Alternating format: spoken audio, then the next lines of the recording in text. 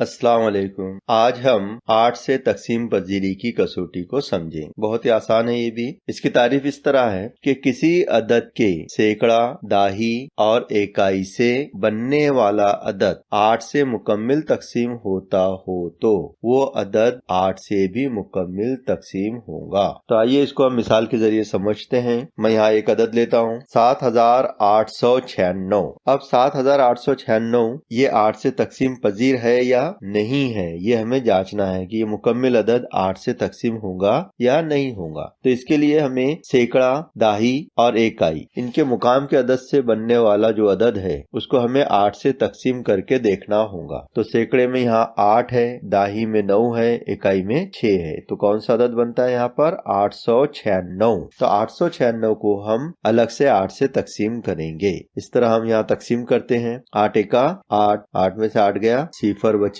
उतारेंगे हम नीचे 9, फिर 8 एका 8, फिर 9 में से 8 गए, बचा 1। अब क्या बच गया हमारे पास उतारने के लिए 6, उतारेंगे हम नीचे 6, कितने हो गए 16। 8 एका 8, 8 दूनी 16, क्या बाकी बचा अब सिफर। मुकम्मिल तकसीम हो गया। इसका मतलब ये है कि सैकड़ा, दाही और इकाई से बनने वाला अदद 896 8 से मुकम्मिल तकसीम होता है, इसलिए दिया हुआ अदद 7896 ये भी 8 से मुकम्मिल तकसीम होगा। एक और एग्जाम्पल ले लेते हैं 45120। अब इकाई, दाही, सैकड़ा ये तीनों अदद से कौन सा अदद बन रहा है 120। सैकड़े से हम शुरू करेंगे, सैकड़ा, दाही, इकाई से 120। अब 120 8 से तकसीम होता है कि चेक करेंगे। अगर तकसीम होता है तो दिया हुआ अदद भी तकसीम पजीर है। तो देखिए 8 से तकसीम करेंगे 120 को। 8 एका 8, 12 में से 8 गए, बचे 4, उतारेंगे सिफर, हो गए 40। 8 पंजे 40, 40 में 40 गए, सिफर हो गया मुकम्मिल तकसीम। आखिर में सिफर बचे हैं। तो 8 से 120 मुकम्मिल तकसीम हो गया है, इसलिए दिया हुआ जो बड़ा अदद है 45120 ये भी 8 से मुकम्मिल तकसीम होगा। आइए तीसरा एग्जाम्पल देखते हैं हम। यहाँ मैं लेता हूँ नया अदद 63144। अब इस सैकड़ा, दाही और इकाई से मिलने वाला अदद कौन सा है 144। अब देखते हैं 144 8 से तकसीम पजीर है या नहीं है। 8 एका 8, 8 दूनी 16, ज्यादा हो जाते हैं। तो 8 एका 8, 14 में से 8 गए, बचे 6, उतारेंगे 4, हो गए 64। अब 8 का पहाड़ा हम 64 तक पढ़ेंगे। 8 अठी 64, 64 में से 64 गए, बचा क्या, बाकी क्या बचा सिफर। तो 8 से 144 मुकम्मिल तकसीम हो गया है क्योंकि आखिर में सिफर बचा है। इसका मतलब ये हुआ कि 63144 भी 8 से मुकम्मिल तकसीम होगा।